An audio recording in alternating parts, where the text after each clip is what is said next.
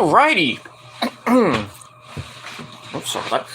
Alrighty, what's up, everybody? Peter Gilmore here on this very late, Monday night. Back again with my second and final video of the night. This time on the main channel, Killer of Demons 669. Thank you all for watching. Make sure you like the video. Hit that subscribe button down below. You know this by now, but if you're new here, thank you for like the video. Hit the subscribe button down below in my pants. In the description box, share the video all over the internet. Don't forget to follow me on Facebook, Twitter, and Instagram. And like I said, share the video all over the internet. And don't forget to tap and slap that bell, treat it like it's your mama or your bitch. Turn on all notifications so you never ever miss a fucking upload. And that's pretty much all I gotta say about that. Simple, to the point. So, do it now. So, welcome to the newbies and to the old school. It's cool to be old school.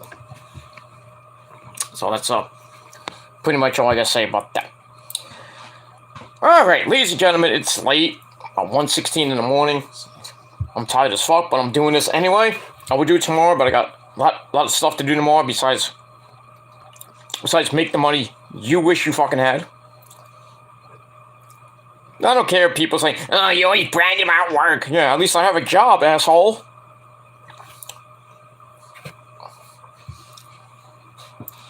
At least I have a job, so. Oh, you work from home, you're always online. I'm not online all the time when I'm at work, so.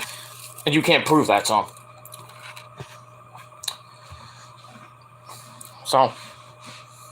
It is what it is. My job is online. I am online most of the time on my job, but I'm not like on YouTube all the time.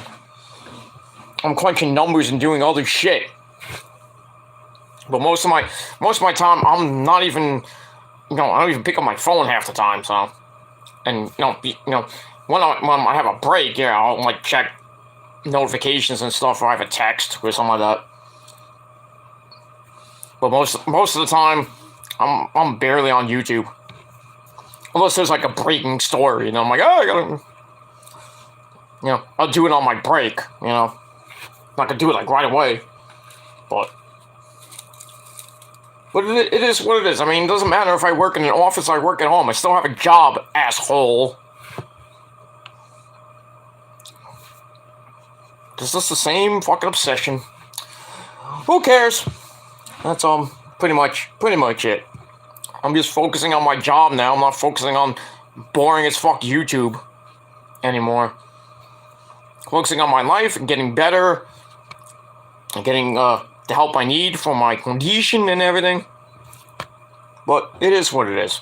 And if you can't respect that, then, well, too bad for you. Too bad for you. It's like Undertaker said, respect, respect is given. If you give respect, you're supposed to get respect back, but certain people you can't really give respect to because some people don't deserve the respect, but I try to give respect to everybody I meet, but certain people I just can't respect. I just can't.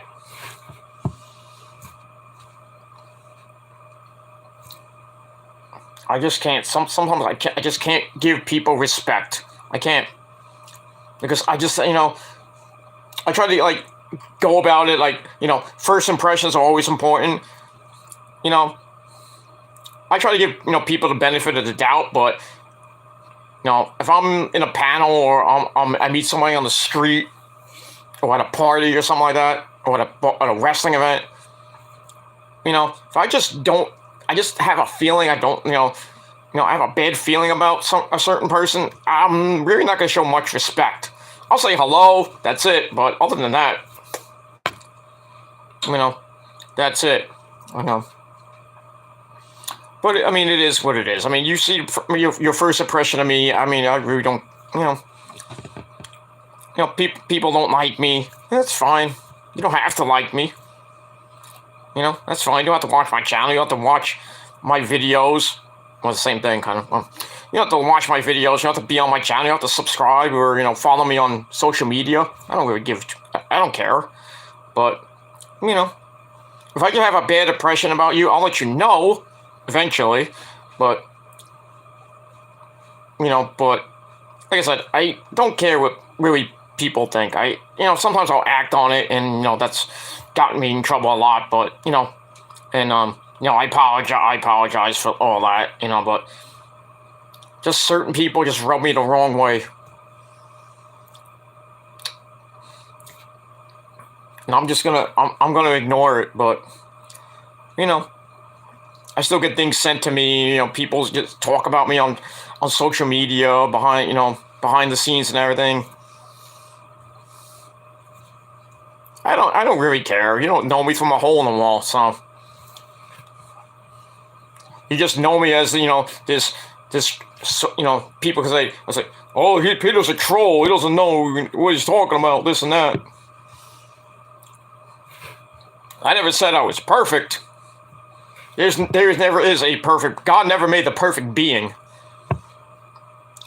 We all have our faults. I've had many of my faults. I'm 45,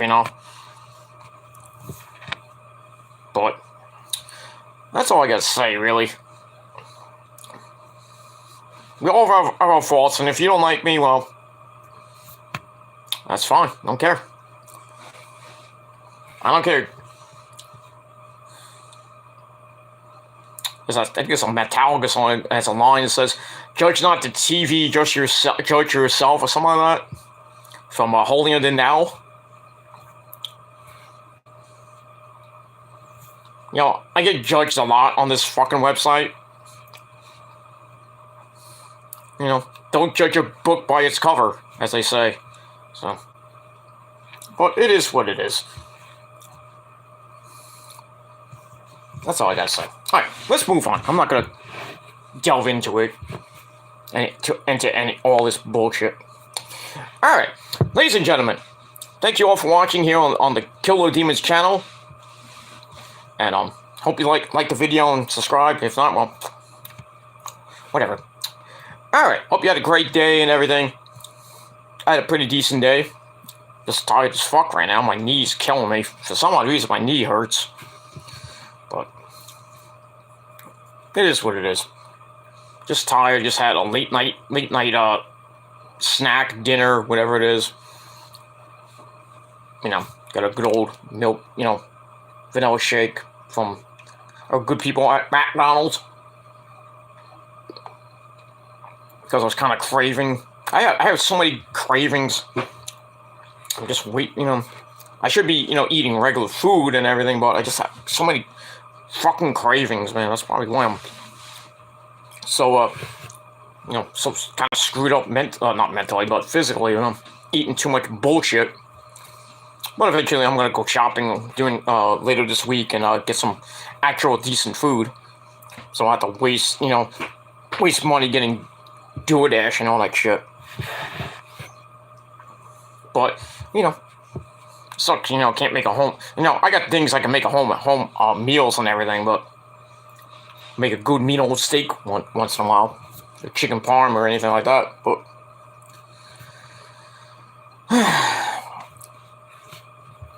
but it is what it is.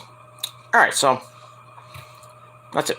Alright, on this late night, check out my video in the description box, the second episode of the Shadows Lair on the new TDC Reborn channel now called the Shadows Lair. Link to the channel is down. The new link to the channel is down below. So a lot of people say, "Where is your channel? I can't find TDC Reborn anymore." Well, the new link is down in the description box. So there you go. All right, so check it out. Episode 2 of the Shadows Lair, where we talked about Ring of Honor, Supercard on a 15, gave you a little bit of a watch along with Monday Night Raw, the first about half hour or so. So you can watch that after this one. Alright. So on this late night, April the 4th, 2022, if you're now watching from somewhere else, it's April the 5th, 2022. It is time for your late night, Monday night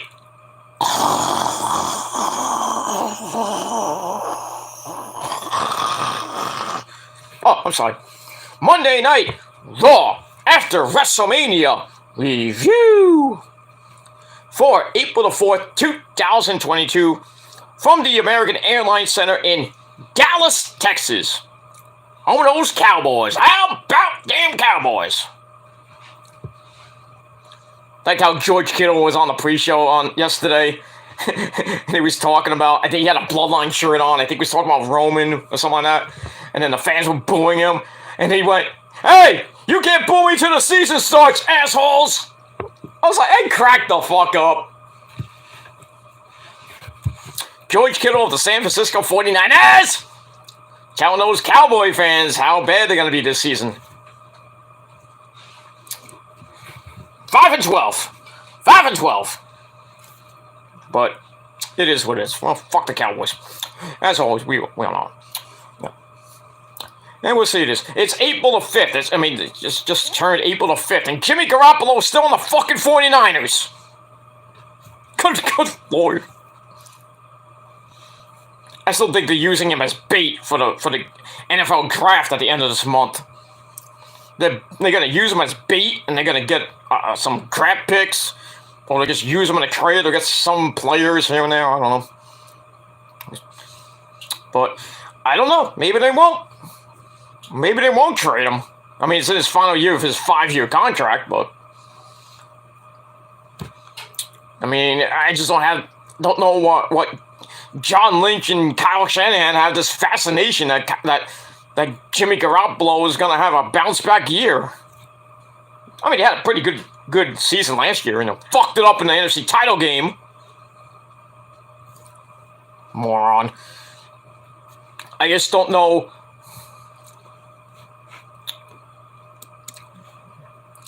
It is what it is.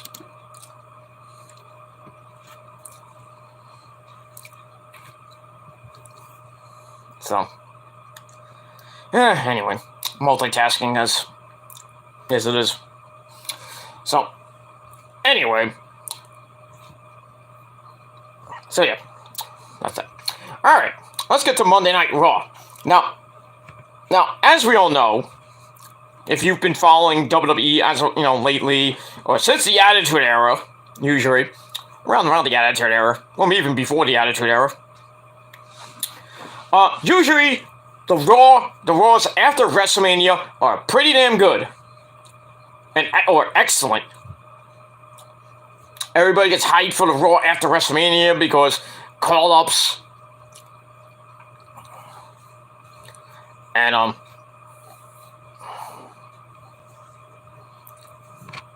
some call-ups and returns and debuts and surprises galore.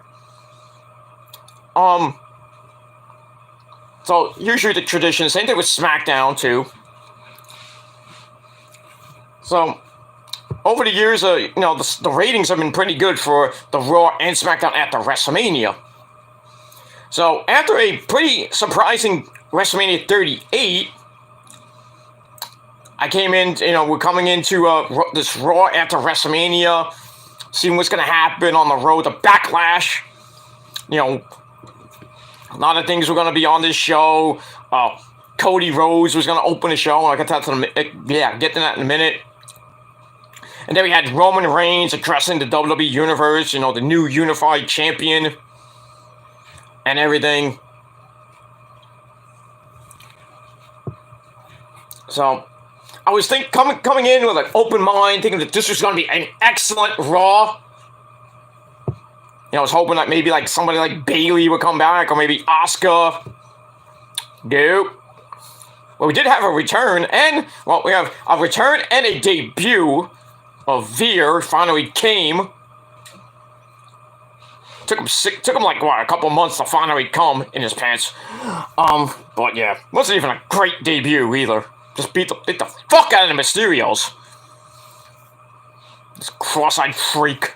Good lord. But anyway, this Raw sucked. This Raw was bad. I mean, it looked like Everybody, even the fans, you understand, had a fucking hangover. This was a bad Raw after Mania. And you think they're gonna get 2 million views this time? Nope. It just felt like a, ordinary, boring as fuck Raw.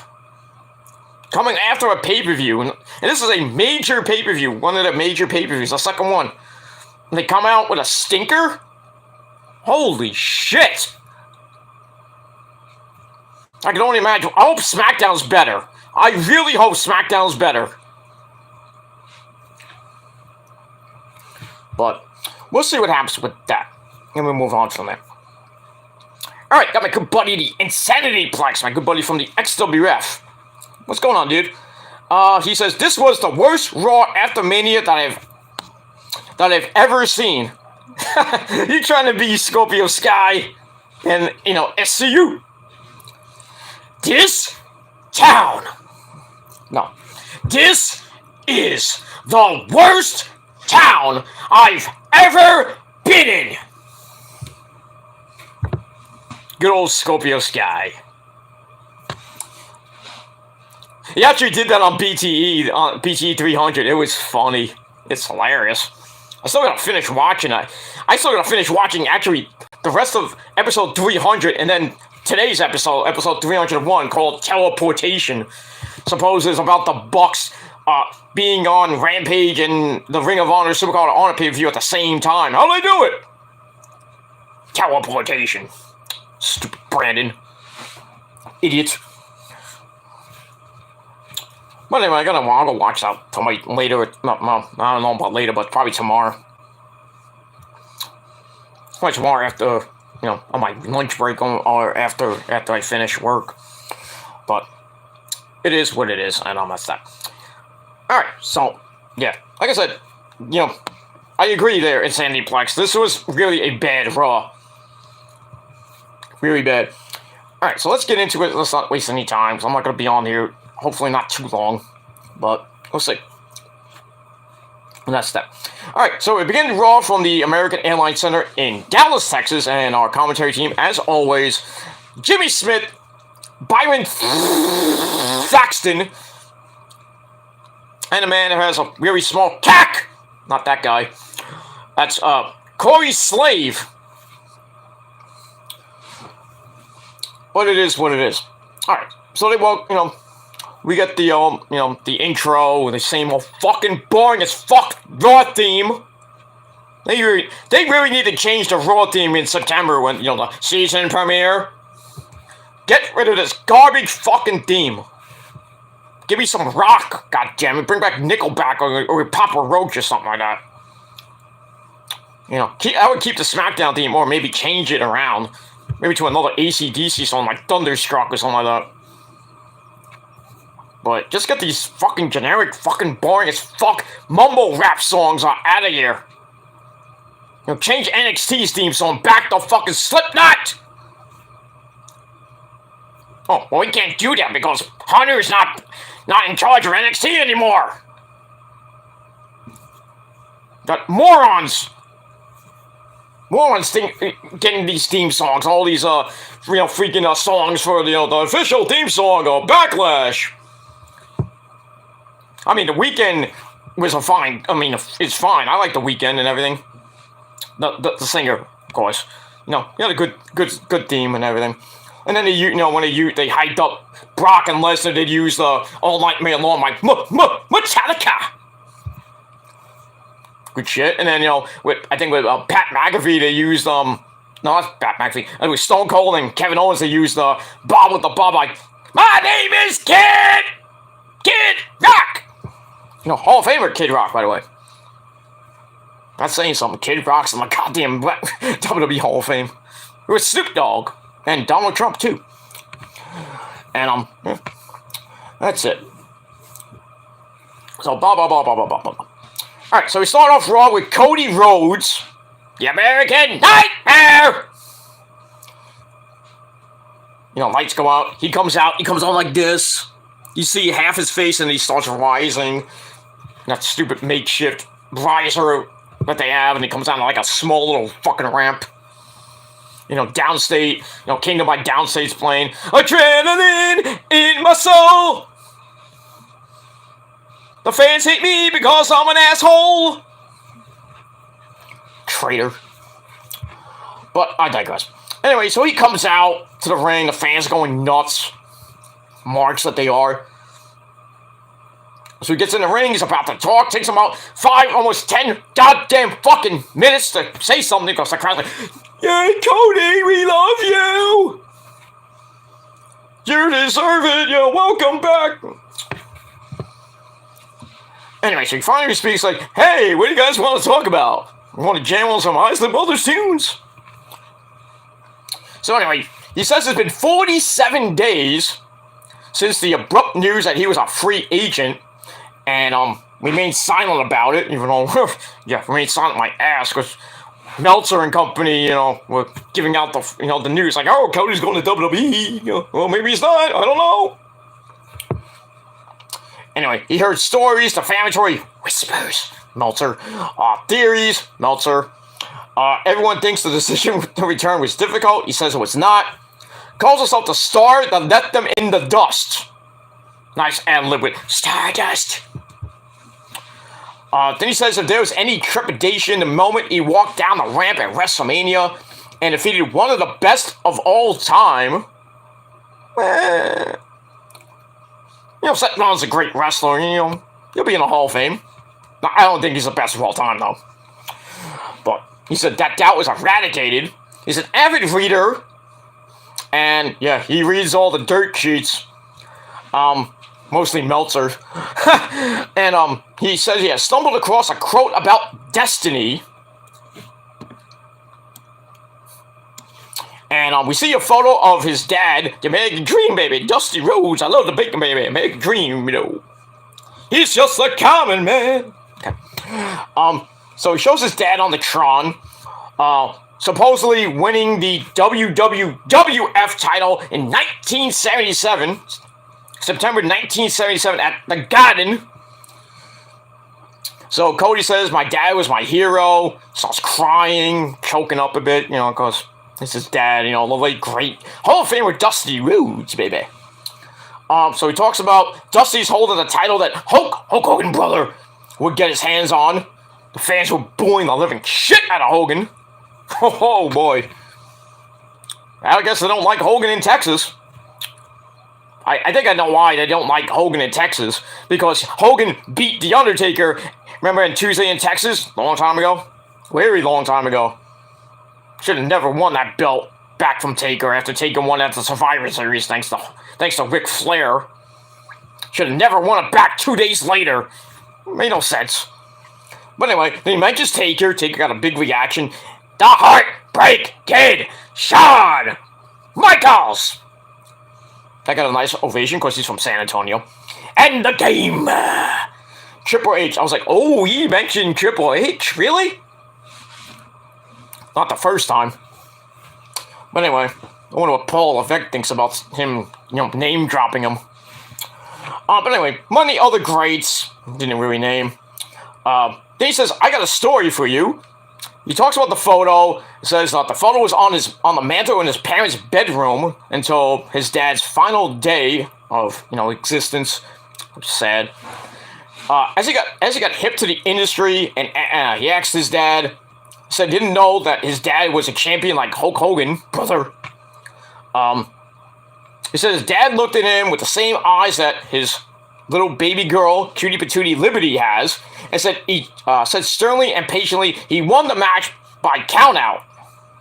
Now, obviously, you can't win the title by countout unless there is a stipulation. It's like, oh, you win you get counted out, you win the belt. Usually in the Ring of Honor, the Pure Championship.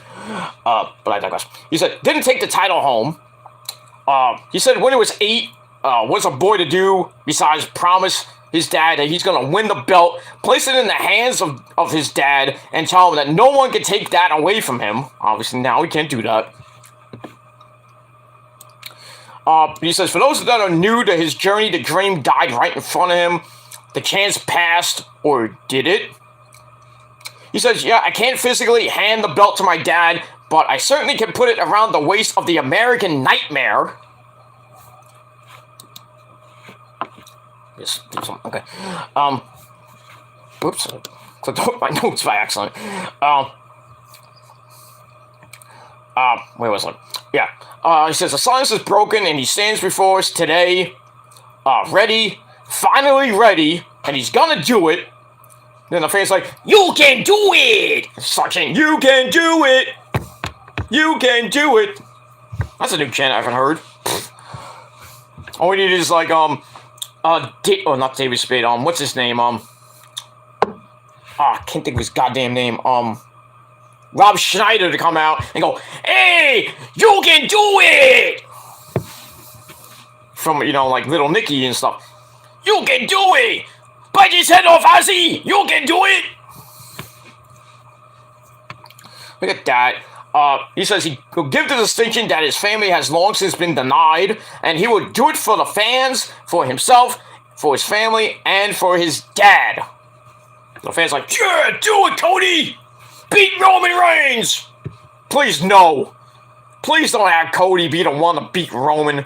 Please, for the love of Dusty Rhodes. Cody wins and beats Roman. Dusty Rhodes will roll over 50 times in his grave. I wouldn't even want even remotely call him the Unified Champion. But anyway, so that's why I was thinking that Roman will face Cody next. Thankfully not, because we got Seth freaking Rollins. Burn it down! He comes out in a nice pink suit that he didn't get from the Men's Warehouse, because when you go to the Men's Warehouse, you're gonna like the way you look. I guarantee it. Not that I go there, but I should, because that should be my sponsor. God damn it, I keep saying it every fucking show almost. So, he comes down in the ring, relishing his song. Cody's like, smirking a little, like, oh, you're gonna interrupt me. So he throws the mic away. It looked like, well, I think we've heard enough talk. Like Bismarck Henry would say. So, not looking to talk. He's like, I thought he was gonna actually punch him out or something like that, or fight him or something like. You interrupted me, I'm gonna kick your ass. So he extends a hand out to Seth to shake. Seth starts laughing at him, and then he shakes his hand. Okay, maybe some respect there. I'll go with it. And then he continues to laugh, and then Cody just leaves. And then Seth leaves, and then Cody's just standing there. I thought he was gonna get on the mic, say, oh, I tricked you, or something like that. Or say something about Seth Rollins, and then maybe it would have led to a match at the main event. I don't know, Cody had a dark match, I don't know against who, probably was Seth Rollins. But then he'd show it, and Cody cut a promo after, it's on, my Puerto Rican queen, New York City Demon Diva Issa's channel. Basically, he said, was thanking the fans for the opportunity and everything. Warming up to the fans, like, hey, who's here from overseas? Blah, blah, blah, blah, blah. Then the fans being idiots, the marks that they are. Travel package! I thought they said Chavo Classic or something like that. Oy, oy, oy. Oh, yeah, okay. I'll get to that. Alright, so, yeah, I gave that 3.25 out of 5 stars. It's okay. The only good thing about Monday Night Raw was that, and then Roman's segment at the end. That's it. Everything else, garbage. Pure, underrated garbage. Same fucking shit I see every fucking week on Raw. It is what it is. Alright, got Scott Casey Gale in the chat. Good buddy Scott. How's everything in Florida there, dude? Anyway. Michael Cole said last year that having Pat McAfee as his broadcast colleague is a breath of fresh air. Oh, yeah. Yes. Oh, there you go. There you go. There's Scott right now. No, it's not Scott. Scott! But yeah. I think Pat McAfee being on SmackDown is a great breath of fresh air. I got bored of hearing Corey Graves and Michael Cole every goddamn Friday night or Tuesday night. Even with Byron Saxton there. It was boring. I liked it when it was Mauro Ranallo on fucking commentary. And I think it was Mauro well, remember it was Morrow and JBL, and I think it was maybe Byron after Corey. You know, that didn't work out well for you there, huh, Morrow? No. But yeah, ever since Pat McAfee came to the WWE back in 2 years ago, about 2020, 2021, he's just been golden on the mic, on commentary. It's like, well, on the mic too, and in the ring too. Guy's a fucking legend. He found his calling. Played for the Colts and was an ant kicker. He's like, well, fuck football. I'm gonna go become a wrestler. And amazing wrestler. The guy can do anything in that ring. And we saw that last night. Last night with Austin Theory. He jumped on the top rope, did a flip, did a flip over, landed like perfectly on his feet. Then he jumps up like he's Shelton Benjamin. Then he does a superplex. I should have won the match right there. But no, you had to get a fucking 1920 fruit roll-up to win the match. I mean, great for him. He gets his WrestleMania moment and everything. Then he loses in 5-6 minutes later to Vince McMahon. And then Stone Cold has to save him, and then, well, he had another WrestleMania moment and Stone Cold stunned him. And then he's drinking beer. He's like, oh, I'm hurt. Drinking beer. He's talking about it today on his show, which you can subscribe to on YouTube. So, I'm subscribed to Pat McAfee, so that's great. But, yeah, I love Pat McAfee on commentary. He's like the second coming of, well, I can't say Bobby the Brain Heenan, but, maybe Gordon Soley. Maybe Jim Ross. Well, they're play-by-play guys. I can't think of anyone better than Pat McAfee from the old days besides Jesse the Body Ventura. Well, I tell you, man. But Pat McAfee is probably one of the greatest, not the greatest, but one of the best commentators in wrestling today. Color commentators, I'm saying, not play-by-play. We all know who the best one is, still JR. But, well, I love Pat McAfee. He's a freaking legend. Future Hall of Famer right there. Put him in now, I don't give a shit. But I agree, Scott. He is a breath of fresh air on SmackDown. And in WWE, too. I mean, the feud with Adam Cole is just great in NXT. And this feud with Austin Theory was it was okay. Nothing great, but that's pretty much it. But yeah, I agree there. Alright, Insanity Plex says, Cody had a dark match against Kevin Owens, who was always happy to job out to people. Why not? He's getting paid. He had a pretty damn good segment at the end of night one with Austin. It was an okay match, but you knew he was gonna lose. And then the segment he had tonight with the guy formerly known as Elias was okay. I guess he's gonna start a program with him. Why, I don't know. And then, he comes out at the end of the show and cameras are off and anything, and he gets his butt kicked by Cody Rhodes. But he's happy he's making the money, so it is what it is. That's that. But, yeah. Anyway, okay. Scott Casey Gale says, Florida's going great. The weather is beautiful. I wish I was down there. 75, 80 degree weather down in Florida. Like Jacksonville, Florida. Miami's around 80, 85 now. Because it's southern Florida. Not like the northern or central Florida. It's usually a little bit colder and then it gets very warm between May and August.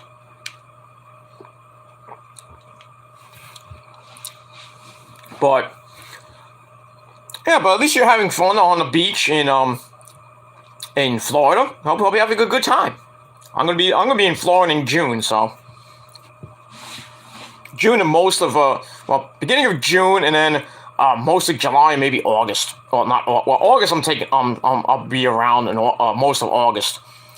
But June and most of July, I will be mostly be in Florida, here and there. But I will say, beginning of June, I will be in Florida. So I won't be. I may or may not do videos at all when I'm in Florida. So we'll see. All right, move on from there. But yeah, glad you're having fun there, Scott. Come back safe. That's it. All right. Okay. Scott says, I like the team of Michael Cole and Taz. Red Hook Builder.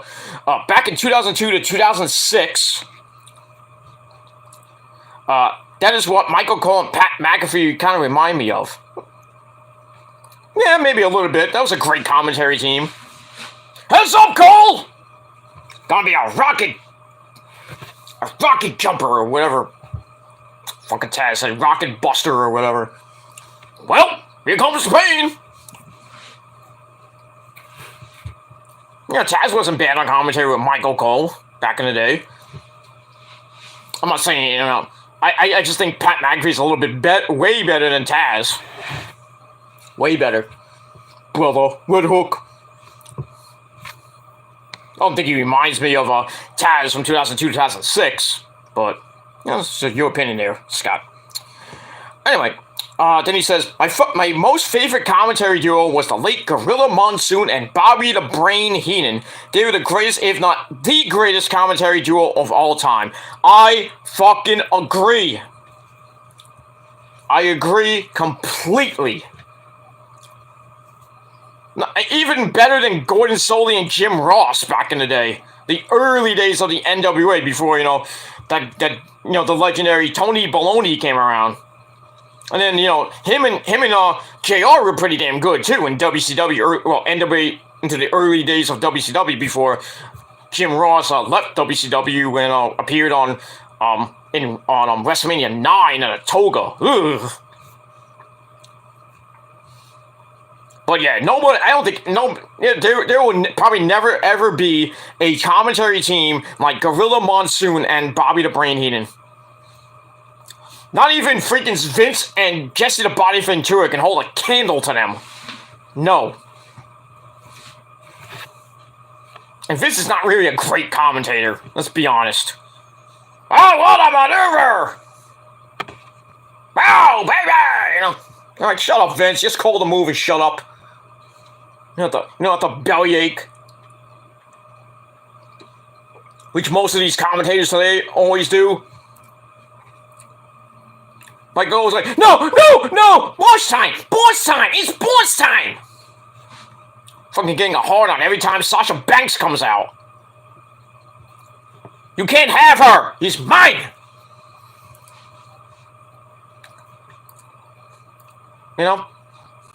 And fucking Jimmy Smith, not really that great because he's an MMA guy.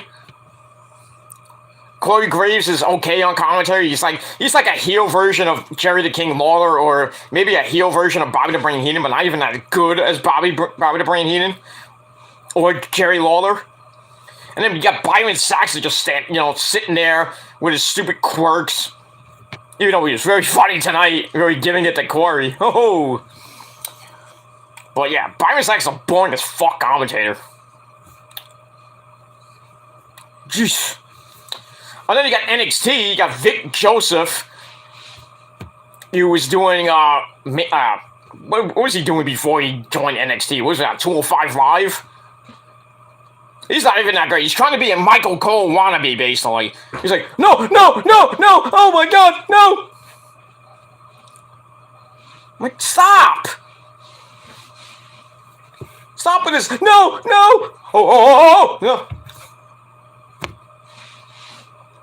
I know you're trying to sell for the fans and everything, the watching and everything. I'm like, that's fine and dandy, but I mean, come on. I mean, if something warrants like, oh, no! Don't do it! Like what Jim Ross would do back in the day? Do it! But don't do it on just like, oh my god! On a simple fucking move. Oh my god, it was a freaking suplex! I mean, stop it! God damn! And then you got Wade Barrett. Bad news, Wade Barrett. I'm afraid I got some bad news. All these commentators suck. Because I'm Wade Barrett.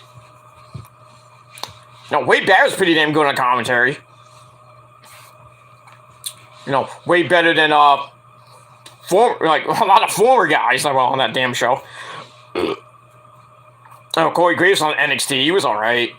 And then Morrow was just the best on NXT. Just great. Epic. Mamma mia, you know. And then Nigel's good. He's on the NXT UK now. But I miss Nigel, man. I wish Nigel was back in the States doing NXT. But you can't do that now because you got Wade Barrett on commentary. Yeah, I just wish Nigel would have came back for the Ring of Honor show. Fucking legend he is, too. But, yeah, I met Nigel McGuinness many times. Very nice guy, very polite to the fans and everything. Just a, legend, a legend. Like, Marufuji's a fucking legend, too. I met Marufuji when he was fighting Danielson, when he had the belt. Oh, the guy's a fucking maniac. Well, he's a very nice guy. Marufuji, Steen, I mean, Kevin Owens is a nice guy, if you don't fuck around. Some of these wrestlers are pretty damn good, they're nice people, but, just don't get under their skin. Especially online with all these moronic fucking marks talking about Rebby Sky and everything. Thinking that they're hot shots so they can get that 15 seconds of fame so they can get a follow from like Alexa Bliss or Shayna Baszler or something like that.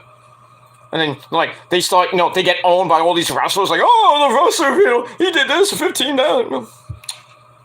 Fucking marks, they shouldn't even be online. Just shut the fuck up. But yeah. I love Nigel was a great commentator. Matt Striker was a great commentator for ECW when Joey left and everything, which I thought was stupid, but they treated Joey Styles like shit. They really treated Joey like shit. Well, even the entire ECW product after the second One Night Stand when Vince bought the company and it turned it into a fucking watered down version of ECW, and they just killed him when he won the fucking world title. From Bobby Lashley, of all people. Good lord, when he held that belt, I was waiting for him to just lose it the first night. Just killed the heart and soul of ECW, basically. Killed ECW permanently.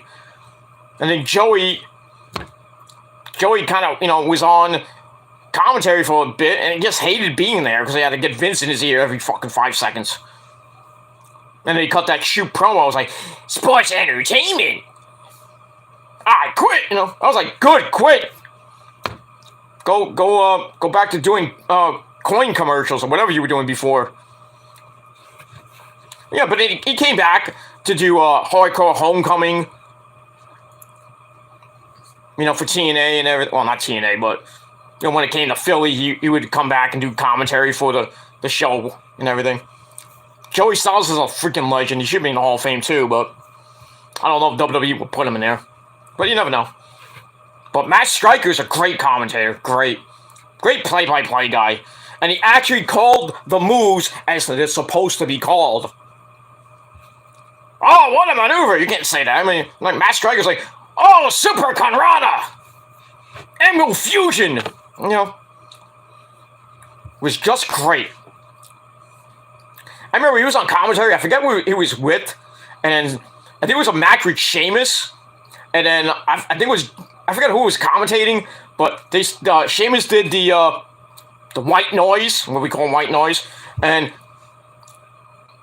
the guy botched the name of the move, and like Matt Striker's like, that wasn't I forgot what the other move he called it, but then Matt Striker had to like correct him. It was like, no, that was Emerald Fusion, which is different. I was like, oh, he told you. But Matt Striker's a great commentator for, the Lucha Underground stuff with him and Vampiro. Great. Just wish that Lucha Underground was around today, but, they ended at season 4. And basically, everybody that was in Lucha Underground is in different companies now. So, it was supposed to come back as, what was it supposed to be called? Lucha Azteca or something like that. But yeah, Dario's still around. He's in MLW, I think, now. Ring the bell! Daniel Quito! With my son, my brother, Matanza Quito, Jeff Cobb. Nobody knew that until everybody's like, who's Matanza Quito? Right? They're asking me, who the hell is Matanza Quito? Right? I didn't say anything because I knew who it was behind under the mask. Even before he came to Lucha Underground, I knew who it was. It was Jeff Cobb. PWG, Jeff Cobb. No, New Japan, Jeff Cobb. I knew almost everybody that was in Lucha Underground. They're not there anymore, obviously. Melissa Santos is, with Brian Cage. John Morrison and Taya Valkyrie. Well, Taya Valkyrie's back in Impact. I don't know what. And John Morrison was in. He did Josh Barnett's Bloodsport. Now he's known as Johnny Bloodsport. Maybe it might be Johnny Elite, from what Prince Ida was telling me, that him and Taya were gonna be all elite. But I guess not. Well, with Taya, I guess not. I don't know about Johnny, but Thunder Rosa being Cobra Moon, of course. The Black Lotus tribe of Io, Kyrie, and you know who? Asuka. That was nice. Marty the Moth Martinez. Where did he come from? PWG. Willie Mack came from PWG. Chavo was there. Chavo, we know Chavo. Sammy Guevara, where did he go? Where did he come from first before joining AEW? Lucha Underground.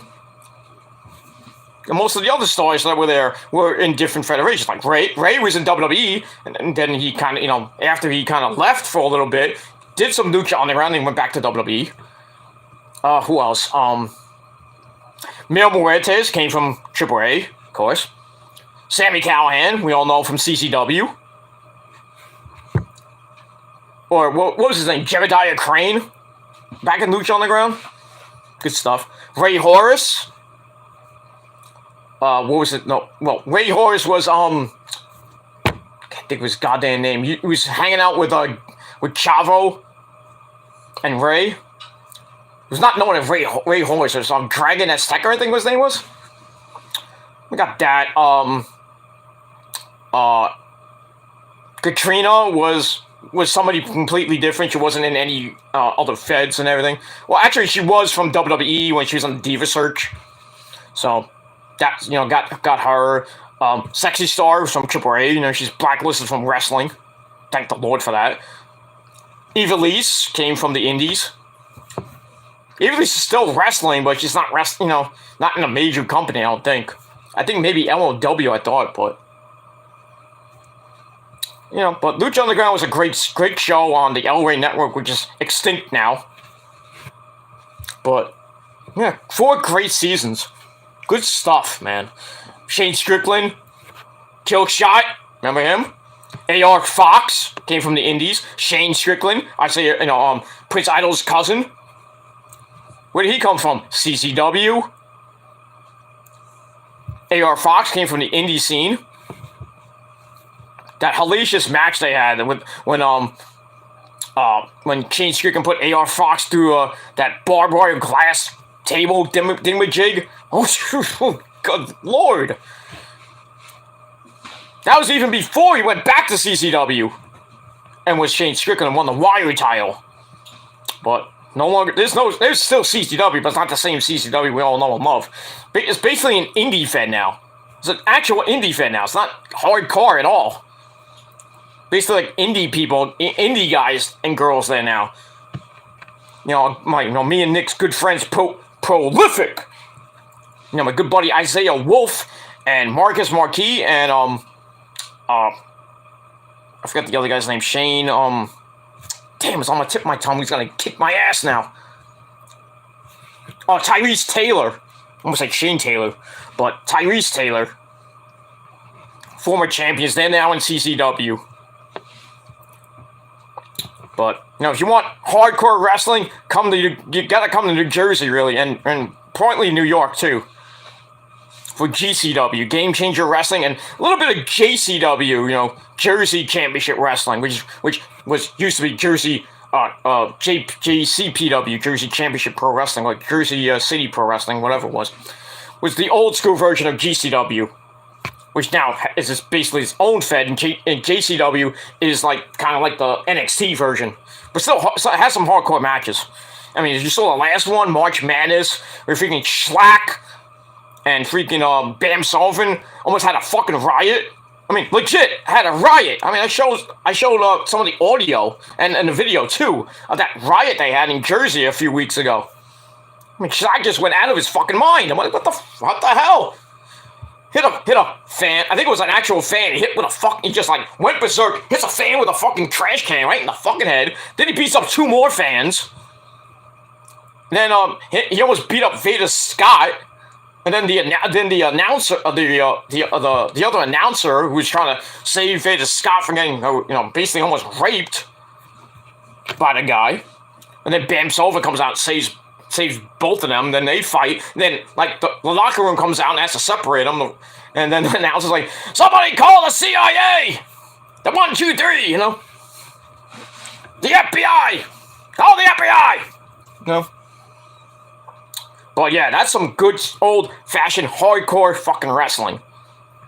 JCW, GCW, H2O, ICW, No Holds Barred, NHB.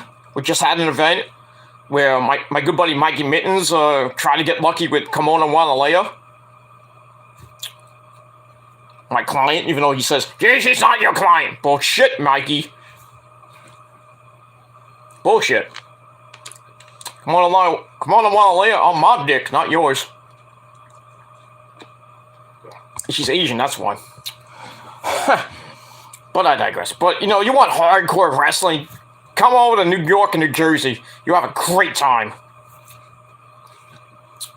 Great, good time. And GCW is going to be back in New Jersey, I think, this month, I think.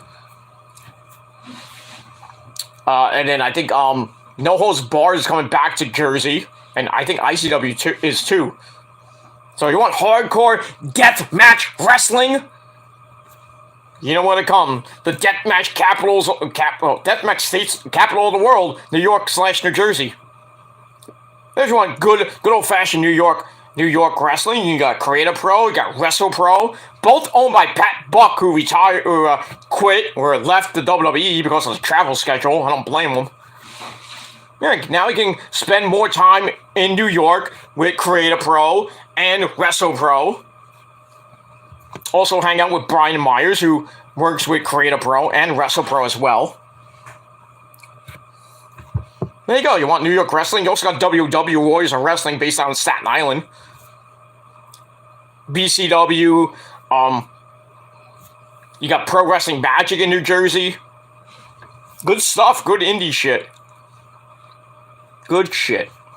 But it is what it is. And we'll move on. But yeah, Mike Stryker is a great commentator.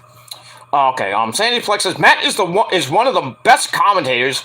I think he's wasting time at Impact now, but it would be nice to have him cross over to AEW and replace Excalibur. Why would he? No, you can't. No. I'd rather him.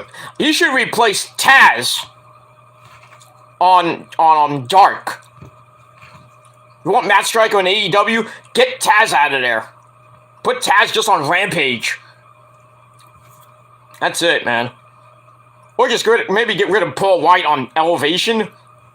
It's just not that good on commentary. Paul White is boring as fuck on commentary. So you want Matt Stryker there? Have Tony Schiavone and Matt Stryker. Why not? You have 2 legends. Let's do it. Let's do it like Paul Sandy says. But that's what I would do if you want to put him in AEW. You put him on Elevation, or you put him on Dark. Don't put him on Dynamite though. You keep Excalibur on Dynamite and Rampage. Because Excalibur's a great commentator. He's great. Especially the early days of Excalibur when he was doing commentary with Kevin Steen on freaking PWG DVDs. It was funny as fuck. And he owns PWG. And their next show is May the 1st. I forgot the name of the show, actually. I think it's the Road... I forgot the name of the show, but it's May 1st in, not Reseda, but it's in Los Angeles, California. Gonna have Bandito take on Daniel Garcia, who won Bola for the PWG Heavyweight Championship. I hope Daniel Garcia wins, because I think, Bandito already lost the Ring of Honor title, so just why not just get rid of lose the PWG title and then probably go back to Mexico. And then I think there's supposed to be a debut. I forget who it was, but yeah, should be a pretty damn good show on May the 1st, so. I wish it was on Fight TV and, maybe Bleacher Report or something like that, but I don't think they're on Fight TV, so you have to wait for the DVD to come out. Or you think you can watch it on the website. But, yeah, Scott was pretty damn good. He's pretty good. He's got a hard-on for the Young Bucks, though. I mean, who doesn't these days? Meltzer. But we move on. Alright, we had a lot of fun with the comments. Thank you to Scott and Sandy Plex for, the little kitty chat as we broke away from the Raw review. But we're getting back to it right now. Alright, so Cody and Seth had that pretty good segment, which I gave 3.25 out of 5 stars. Alright, then we get to the action. Match number 1, women's tag team action. We had Rhea Ripley, my brutality, and Liv Morgan taking on the new women's tag team champions of, hey, Nick, it's Borscht time! Borscht Glow time! Borscht Glow! So we had the Boss, Sasha Banks and Naomi teaming up. Non-title match, a champions contender match. Why can't they just call it a number 1 contenders match? It is what it is. That's pretty much it. I'm gonna paraphrase through this because it's late and I'm getting a headache now because I wanna go to bed. I'm tired. Anyway, pretty decent match. They go back and forth. Near the end, Liv rolls up Sasha. Sasha then misses a punch. Then another fruit roll up for a near fall. Then an enziguri by Liv. Gets the hot tag to Rhea Ripley. Then he double teams Sasha. And then they pick her up and powerbomb her. I mean, BAM! Powerbomb her. Rhea goes for the cover. Near fall on that. Then another double team on Sasha leaves Rhea tossing Liv onto the mat for some odd reason. She picked her up and then dropped her. Nobody there. Oops, somebody messed up. Naomi then sends Rhea to the outside, like I did with Sasha. Sent Rhea to the outside. She tags in Naomi. She lifts up Liv. They hit the Cold Breaker Facebuster combination. I don't know what they're calling it, but it's effective. 1, 2, 3. Naomi gets the pin. 1, 2, 3. Boss Glow gets the win over Rhea Ripley and Liv Morgan. It was alright. Match I gave 2.25 out of 5 stars. Afterwards, Sasha and Naomi leave the ring. They're all happy, carrying the belts. Like, hey, Boss Glow time! Boss Glow, Nick! And then in the ring, Liv's all like grabbing her jaw, like she maybe broke her jaw or like something messed up her pretty face. And then Rhea's outside the ring. She's pissed. And then she gets in the ring. She helps up Liv. She looks at her and Liv's like, I'm sorry. And Rhea's like, bitch, left. I was like, oh, they're gonna turn Rhea Ripley heel. I called that months ago. So that's it. So Rhea Ripley goes up the ramp, and then the music of Kevin Owens hits, and he comes out for the Kevin Owens show. Right after that. And then Liv goes over to, trying to talk to Rhea, and we see her limping a little bit. So that's it. So then we go to commercial, we come back with the Kevin Owens show. And Owens says, I may have made a mistake. On Saturday night, not last night. He says he exposed his plan and underestimated Steve Austin a little bit because Austin is still great. He's still gold. You have to be great to beat him. He says he's the greatest, which he is. He says he is one of the greatest to ever step foot in the ring of Honor ring. when he tricked Steve Austin in having his first match in 19 years, the truth is he tricked himself as well. He went into the match with a bad back. He said he got injured at the gym. You know, he was lying there. Because Kevin Owens doesn't go to the gym, I don't think. But anyway, he said the WWE Universe needed him, so he sacrificed his health for the fans. And that means that as great as that win was for Austin, it was tainted because he was nowhere near 100%. So it's about to go on, and then we hear some weird music. And then I didn't notice him at first. Because when I was doing a little bit of the live reaction on my Ring of Honor review, I looked over and I said, "Holy shit, that's Elias!" So, what's that? It looked like Elias, and I was like, I know it's Elias, right? Because of the hair. Wait, even though he cut his hair, cut his beard. I'm like, wait a minute, is that Elias or Robbie E? And then people, people on Twitter and Instagram are, freaking messaging me. He's like, is that Eli Drake? I'm like, no, it looked like him. I'll give it to you. You looked like him. I was like, who is that? But it was Elias, just with a new look. He gets in the ring, and Kevin Owens like, "What are you doing out here interrupting me?" It's like, hey, it's Elias. And then Elias like, "I'm not Elias." Like about 5 times. Like, "I'm not Elias. I'm his little brother. My name is Ezekiel." Even Ezekiel thinks, Great. They named him after a biblical character, then they named him after another biblical character. Great. Well, I was thinking, like, he comes out as Ezekiel. It's like, hey, the guy from The Walking Dead's here. But he's he's African American and has humongous dreads, and he's a fucking legend on that show. I can't believe it. A guy, the King, they call him the King on Walking Dead, and then in the later seasons, he gets with Carol. I think they had a kid or so, because they jumped the time jump and everything.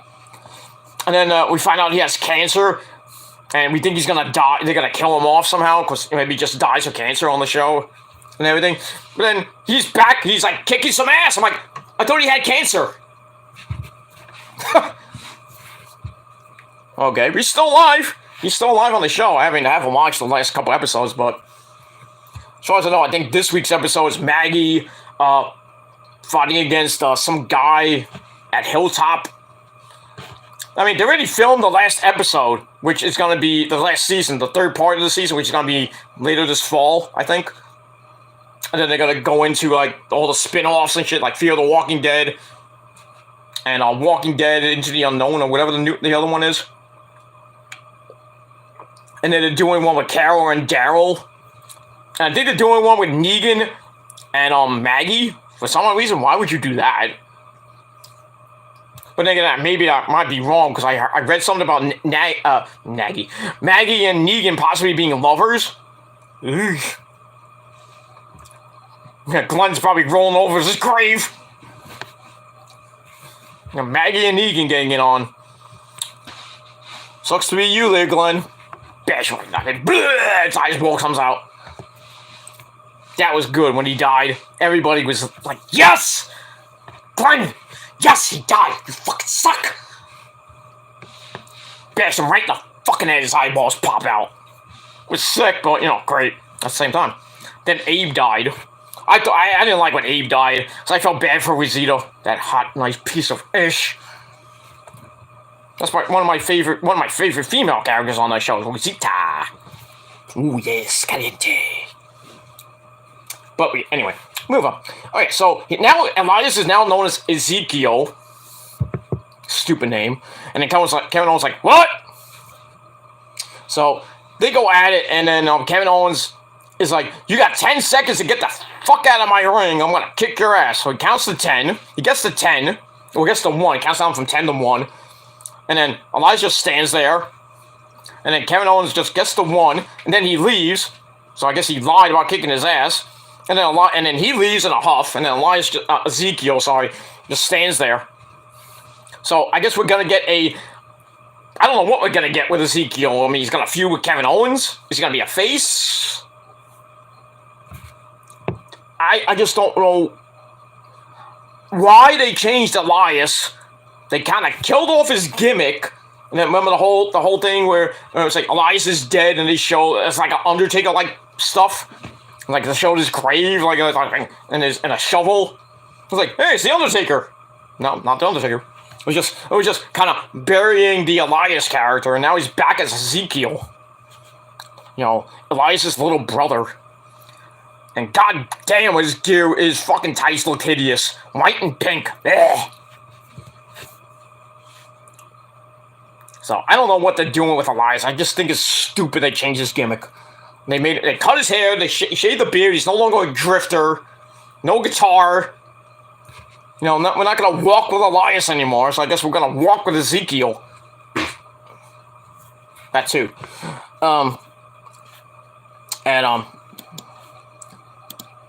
That's pretty much it for that. Alright, so I gave the whole Kevin Owens Ezekiel thing, I gave that 2.25 out of 5 stars.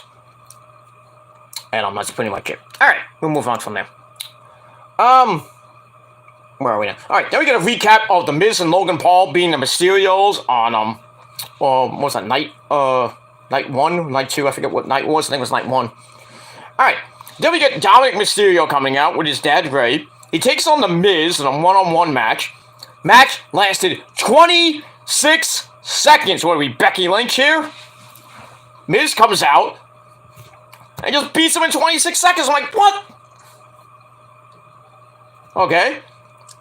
So basically, Dom hits the top rope, dives with an armbar. Miz ducks under it. Then he hits the skull-crushing finale. 1, 2, 3, good night. I'm like, okay. 26 goddamn seconds. Miz wins against Dominic. Alright, so I gave that a dud. 0. So Miz then leaves, and then finally we get the man, Veer. Well, he's not the man, but finally Veer comes. And he's finally here. He comes out. Miz is like, I'm out of here.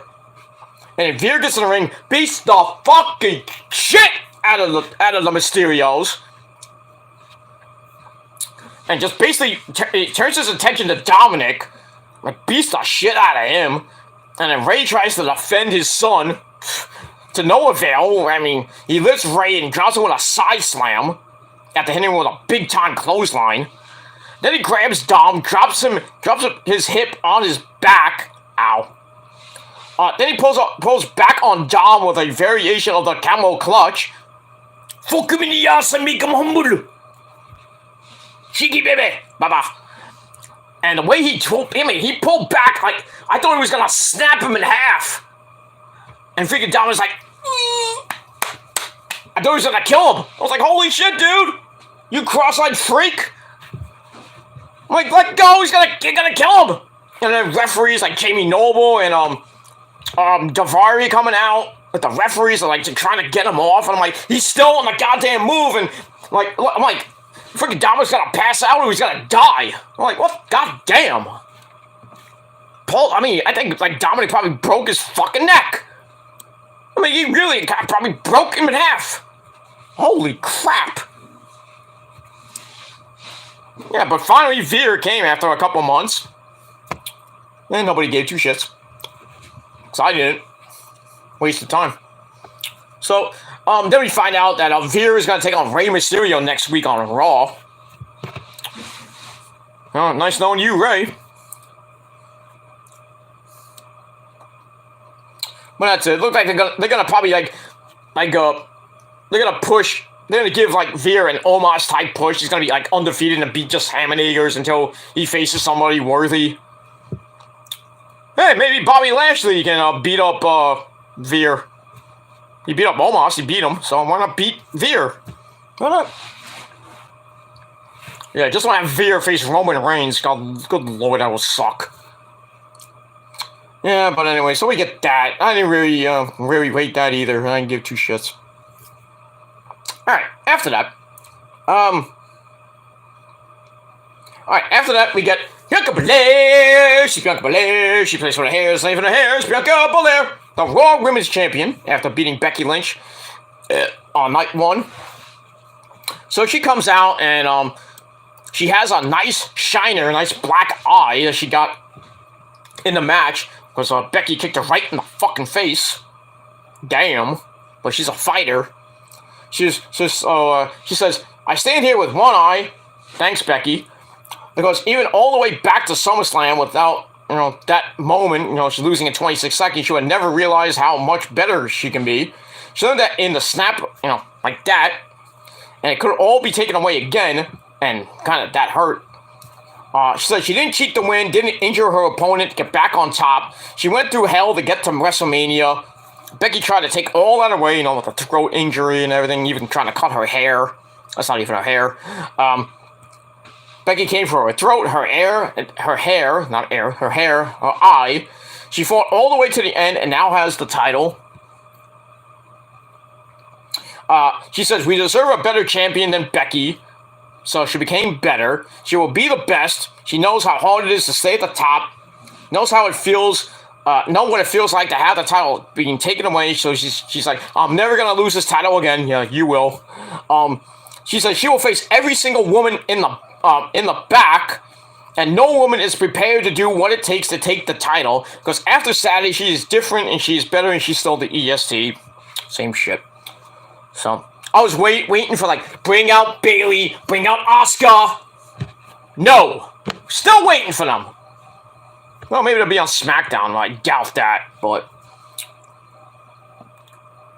but really, who are they gonna line up now for Bianca? I mean, they'll probably do a rematch with Becky at Backlash, and then Bianca's probably gonna win that. And then what are you gonna do for Hell in a Cell? You gonna do a third match with a fourth match with Becky, and that'll end the feud in Hell in a Cell? Probably, knowing WWE logic. And then after that, what do? You put Alexa Bliss in there? I'd rather have Bayley come back and kind of reignite that feud they had on SmackDown. But that's just me. So we'll see what happens with that. I mean, Becky wasn't there. I guess selling the match and everything, but it is what it is. So she's taking some downtime, maybe to be with the baby and everything. So we'll see. All right, so Bianca's promo, I gave 2.25 out of 5 stars. All right, then we get a very important announcement about the NXT title match coming up next. So the NXT title being defended, I believe on the first time on Raw. It was on SmackDown. It was defended on SmackDown. Adam Cole versus Daniel Bryan Danielson. Remember that? A couple years ago when NXT was actually good. So we get that. Alright, so we got the match number 3, Dolph Ziggler defending against Braun Breaker. And their rematch from Stand and Deliver. I don't know why this match was on Raw. This should have been on Tuesday night. But anyway, it was an okay match. Bobby Roode was at ringside. He gets on the apron, does he causes a little havoc. Basically, it's almost like the same exact match from Saturday, where Roode gets involved, and then Ziggy, takes the turnbuckle pad down, and then he throws Breaker into the turnbuckle. Then he hits the super kick, and he wins. Basically, it was almost the same finish, but as Dolph tried to throw Braun into the exposed turnbuckle, Braun's like, I remember that from Saturday night.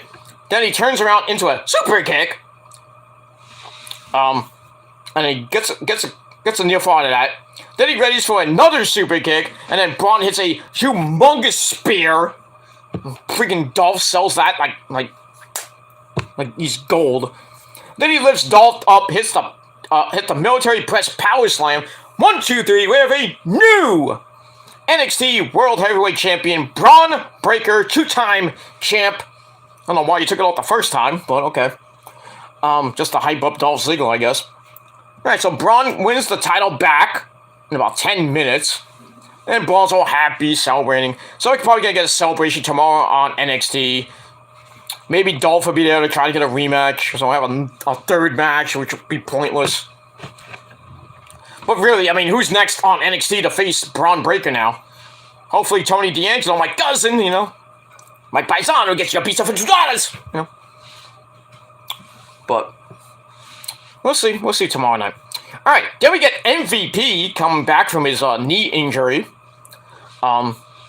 he says actions speak louder than words. So he brings out Bobby Lashley, who beat Omos on last night, well, Sunday night, on night 2. Alright, so Lashley comes out, says he couldn't resist answering Omos' challenge. He saw how strong he is and powerful he is. He had to admit that he got his ass kicked. But he persevered and beat the big black diesel, Omos. So, on cue, Omos comes out. And he comes out, doesn't even have a mic. He says, I want my rematch! That was a fluke! Alright, so Bobby Lashley's like, okay, I'm in my gear, let's go! Let's do it! Right? So they're all ready to go, and then, out of nowhere, MVP attacks Lashley from behind, a heinous act. And I was like, yeah, I knew that was gonna happen. It should have happened at WrestleMania. And then he starts yelling at Lashley, like, oh, you didn't need me at WrestleMania, right?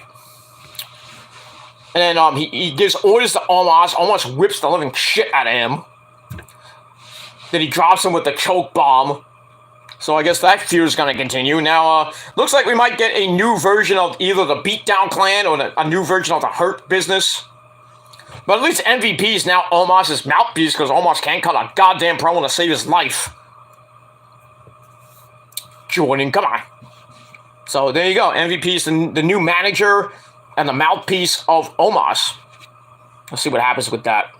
We'll move on from there. Alright, so I gave that 2.5 out of 5 stars. Then we go to the back.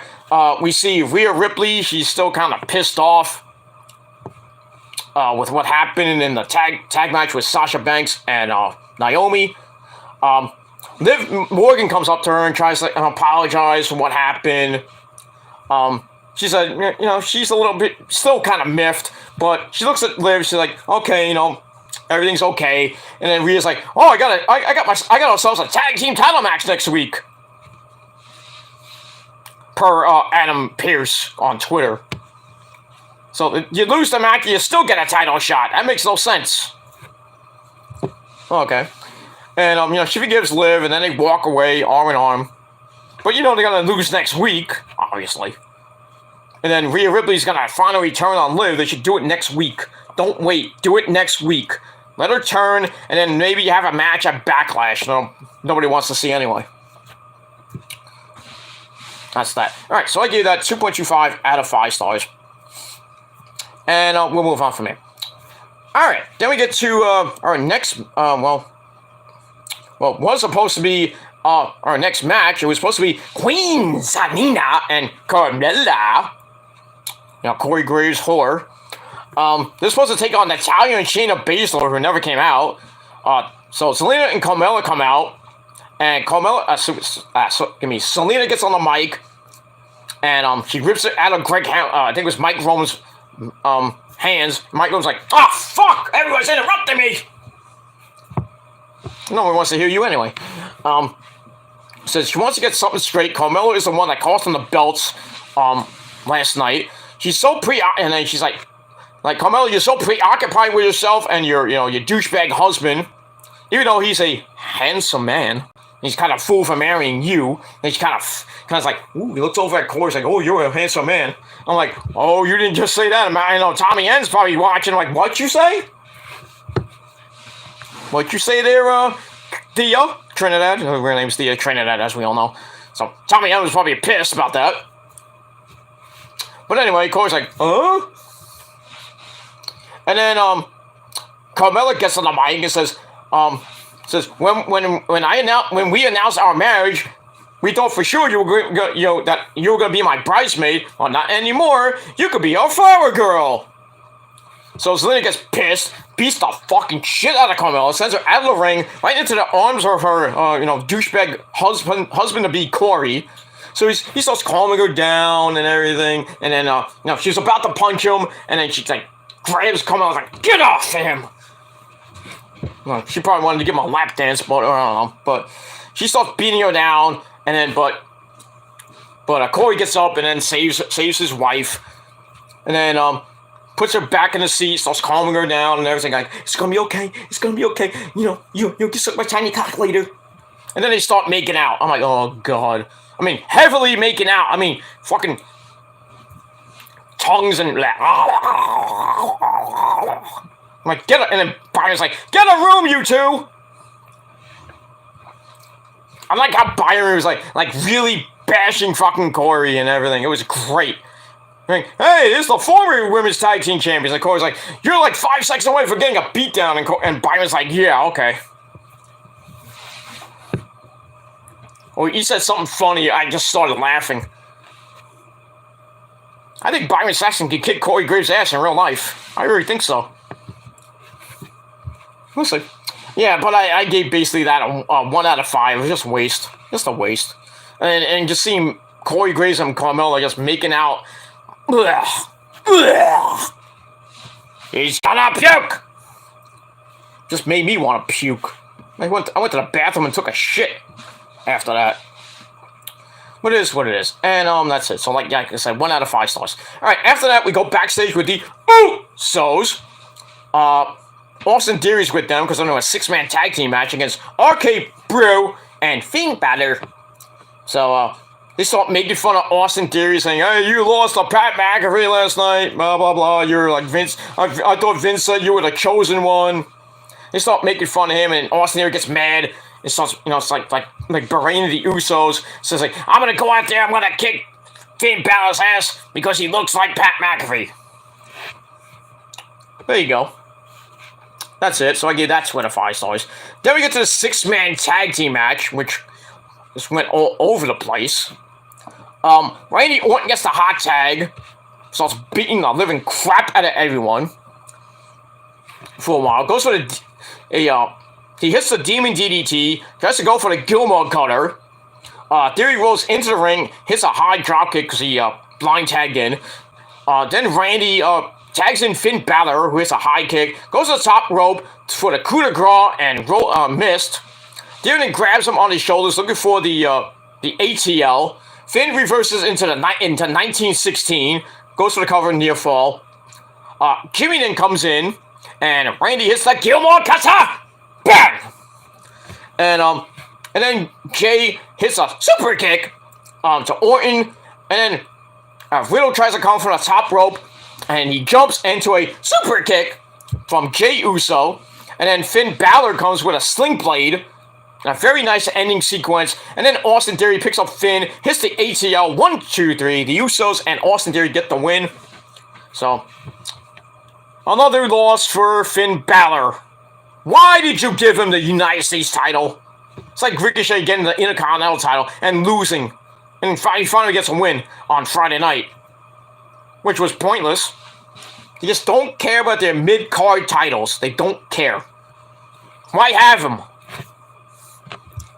They're so prestigious titles. I mean, so many great people held those titles, and now basically 2 schmucks that probably be in catering soon have those belts. It's great. And then you look at the 24/7 dumbasses. You still got Dana Brooke with that goddamn belt. Fucking Reggie. Now she's supposedly gonna get married to Reggie, and then now Tamina and Akira Tozawa are gonna get married. They're basically doing NXT 2.0 storylines with the women and with the women's division and the men's and the idiots of the 24/7 division. They're basically recreating Index and Dusha on the main roster, which makes no sense. They don't have any good ideas, because as we all know, creative is uncreative about being creative. Absolutely. No new storylines. It's just recycled garbage. Or just take stories from NXT. It's like, hey, we'll use this. Because I got to give these dumbasses something to do. Stupid.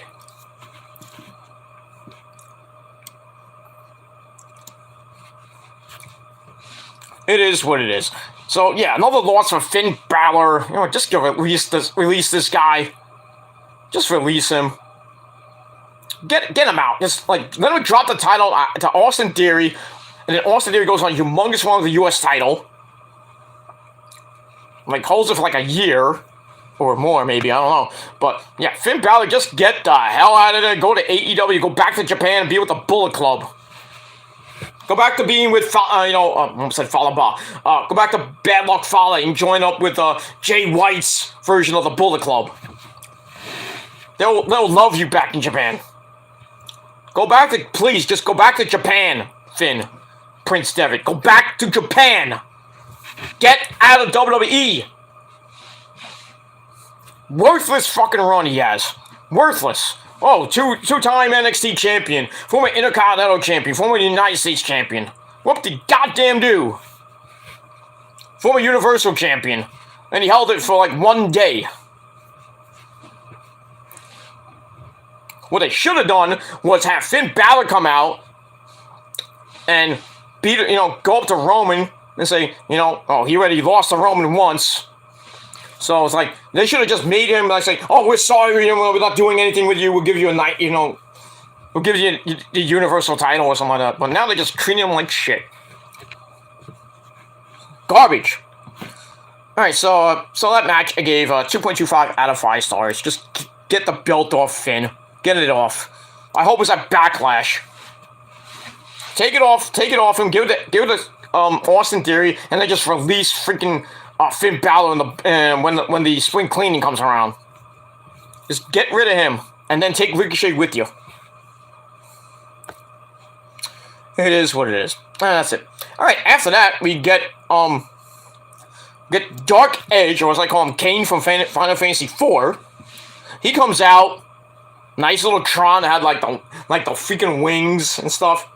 Somebody said on Twitter that this version of Edge is what Malachi Black was supposed to be before they released him and he went to AEW and PWG. So that's what basically, I think that's what the new Edge character is. Basically, Malachi Black's new version of the All-Father that was supposed to call him. So anyway, he comes out, he says he's an honest man, he said AJ would face his judgment, and he did. But he didn't expect Damian Priest to come out. But it makes perfect sense. He says, we think too hard. And for too long, Damian fought his inner self just like Edge. And Damian was there with him. He tried to be a role model for all of us sheep, just like him. Okay. Then the fans being stupid idiots that they are. We are sheep! We are sheep! Edge is like, you idiots, obviously. Then he demands that the fans all rise for the punishment for the guilty Damian Priest. So, I guess they're now going to give him the name Punishment Martinez again. Or they just call him the Punishment or the Punisher. I don't know if they can call him the Punisher, that might be copyright. So, I guess now his new name is the Punishment for the guilty Damian Priest. Stupid name. Priest comes out. Oh, well, Priest is there. He's all in a nice suit. Looking great. And Edge asks him, what caused you to take your career back into your own hands at Mania?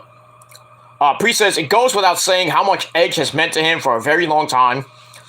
Weeks leading into WrestleMania, he was so lost. He didn't know where he was going after losing the United States title to Finn Balor, which he never should have. And the fans being more idiots with more stupid chants. We don't care! We don't care! Idiots. So he says there was a time when this would have bothered him, but not anymore. He tried to please everyone, but that all changed when he heard Edge's message. Gave him direction. He knows that the message was for AJ, but he felt that Edge was speaking directly to him, and this is why it was so easy to make this decision to pledge his loyalty to Edge. This new dark faction, probably be called the New Brood, or the New Brood 2.0. I don't know what they're gonna call it. Then they laugh. Edge says that they judged AJ at Mania. They will pass judgment on anyone who challenges their message. It says AJ is gonna keep coming. He wanted the Pitbull and he got it, but I think he said the fans like intellect. They only know fight and do not know flight. Think of your family, AJ, your children. They need their father. And then AJ comes out. He's pissed. Priest stands in front of Edge. So AJ gets down the ramp, meets up with Damian Priest, starts beating him up, sends Damian into the crowd. Then he tries to go after Edge, takes him down with takes him down by the legs, and he starts ground and pounding Edge. Sends Edge into the ring post. Ouch. Then again, AJ then goes to the timekeeper's area, grabs a chair, and tries to do a concerto like that Edge did a few weeks ago. But then Damian Priest comes back, stomps AJ in the corner, He kicks AJ over the edge, who spears the living shit out of him. And that's it. Actually, Priest tries to do a leg sweep at the same time, which kind of, look, I think we're kind of doing a high low, or like a front, like kind of like total elimination, just with a spear. So we get that. Then they look to give the Concerto to AJ again, but then Jamie Noble and Daivari and the referees come out to stop them from doing any more damage, and then they leave. And that's it. So it looks like we're gonna get probably a rematch. Or we're gonna get something with Edge and AJ. Now Damian Priest is there. I thought they were gonna have a third member tonight. Like it might have been Alexa Bliss or somebody. I would put Alexa Bliss in there, but who knows? A lot of people saying Ciampa should be in there. I'd go for that too. Have Dark Ciampa, the Psycho Killer. Go for it. Let's do it. And we move on. So I gave all that 3.25 out of 5 stars. We move on. Alright, then we get the Street Profits. Montez Ford and Angelo Dawkins coming out. As we go to break, come back, the Alpha Academy come out. Then they attack the Street Profits right before their match. They beat them up, and then Adam Pearce like, no, we're not gonna get this crap. All 4 of you stay in the ring. We're gonna have a Texas Tornado match. Okay, why not? It's in Dallas. So we get that. And they beat the living crap out of each other. Montez Ford does that flippy dippity do over the fucking ring post. It's just great. And I'm getting to the end, and Montez Ford climbs the corner. Chad Gable stops him from doing a flying and everything, cracking him on the top. He goes to the top rope, locks the head, goes for like maybe a superplex. Montez Ford holds on. And then Chad Gable backflips off the corner, lands on his feet. You're not Pat McAfee. Dawkins comes in with a punch, laying Gable on the table. There's no rules, obviously, good old hardcore. Lays him on the table, then Montez Ford from the heavens hits the frog splash through the fucking table. I mean, like, boing, and then he came up like this, and Chad Gable was like, oh! Landed right back on him again. 1, 2, 3, the Street Profits get the win. Match is alright. I don't think it needed the Texas Tornado stipulation, but it is what it is. So Street Profits get the win. I think they were in a collision course with LK Bro. Probably a backlash for the titles. Hopefully they give it to them. And that's pretty much it. So almost an 8.5 minute match. 2.25 out of 5 stars. Alright, then we go to the end of the night, the final segment with our Tribal Chief. The undisputed Tribal Chief himself, Roman Reigns, Mr. Cockfist himself, comes out with the Usos, the unified titles. I thought they were going to change that into one belt tonight, but no, maybe on SmackDown. Or they'll do like a Becky Lynch when she held both belts and then Roman has to, either defend it twice in one night or something, and then he'll lose one of those titles. Not that it counts in the whole 600-day reign or anything like that. That don't count. He just day number 2 as the unified champion. But still, getting close to 600 days as universal champion. Or you can say day 2 of the WWE championship, whatever you want to call it. We get that. So he comes out, and he says, I know what you want. You all know why we're here. But I'm going to switch up things and a bit. Gives it to the wise man, Paul Heyman, and wants him to explain the Bloodline success. So Heyman says, talks about the Usos success, the longest reigning SmackDown champions and everything. The largest box office receipts in history of SummerSlam, largest of Survivor Series, the first $1 billion grossing year in the history of sports entertainment, because of Roman. And Roman basically was on top through the whole thing. He's the Tribal Chief, the head of the table, the biggest star in sports entertainment, undisputed Roman Reigns. So Reigns gets back the mic, and he brings up Heyman saying, what's good for Roman Reigns is good for WWE. He says, no secret, I'm the head of the table. The $1 billion deals are just coming in. He's the last needle mover because basically nobody can beat him because he's in God mode. But he says, I'm just more than a god. I'm like, well, what's more than being a god? I don't know. Maybe an ultimate god, I don't know. He says he's a man of his word. He called a shot and smashed Brock Lesnar. But that's the past, and he wants to talk about the future. He says other men, they hang their hat on WrestleMania weekend, but he's never content. So he says on Friday, he's going to let us know what the next step is. And until then, Dallas, acknowledge me. That's it. Okay, we'll wait till Friday. I was hoping The Rock would come out and save the show, but no. They could have started the whole Rock-Roman feud going all the way from now till WrestleMania 39. Where maybe Rock finally ends this streak of Roman, beats Roman, wins the unified title, then loses that backlash right back to him, which will make no sense. Because I think Rock is just going to come to WrestleMania 39, beat Roman, and then lose it, hold it for like 3 weeks, and then lose it back to Roman at Backlash, and then Roman goes on another like 3-year reign. I don't know, but I guess it was just hype. It's like, just watch SmackDown and see what happens next. A little cliffhanger, if you will. But we'll get that, and that's all I gotta say about that. So that ends Raw, and I gave that segment 3.5 out of 5 stars. That was basically it. That segment and the beginning segment with Seth and Cody were pretty damn good. And that's pretty much it. So, not the greatest Raw after Mania, probably one of the worst. That's not that many really, but this episode of Raw was just bad. And that's all I gotta say about that. So, that's it for now. My final rating for Raw, 5.5 out of 10 stars. Let me know what you guys think down below in the comments section, or you can do a video reply if you wish. Hit that like button, smash to death. And if not, well, fuck you. Thank you for the free view. Don't forget to subscribe to this channel and all my other channels, which are in my pants, down in the description box. Don't forget to follow me on social media, Facebook, Twitter, and Instagram. Share the video all over the internet. And don't forget to tap that bell and turn on all notifications so you never ever, ever miss an upload.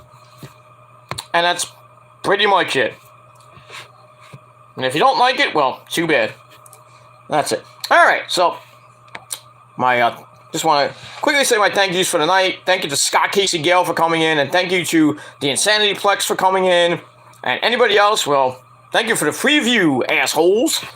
And that's pretty much it. So, that's it. Thank you all for watching. Once again, 5.5 out of 10 stars for Raw.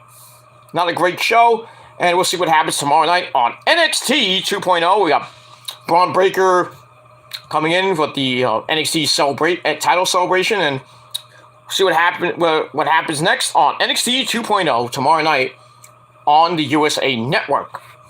And that's pretty much all I gotta say about that. Alright, thank you for watching. Check out my Ring of Honor Supercard Honor review on the Shadow Slayer channel. Link to the channel down below, and link to the video down below as well. Episode number 2. Tomorrow we'll be back with episode 3 of the Shadow Slayer, talking about the Major League Baseball 2022 preview. We'll talk about the Mets, talk about the Yankees, talk about the Red Sox, talk about the Braves, and everything else tomorrow afternoon sometime on the new Shadow Slayer channel.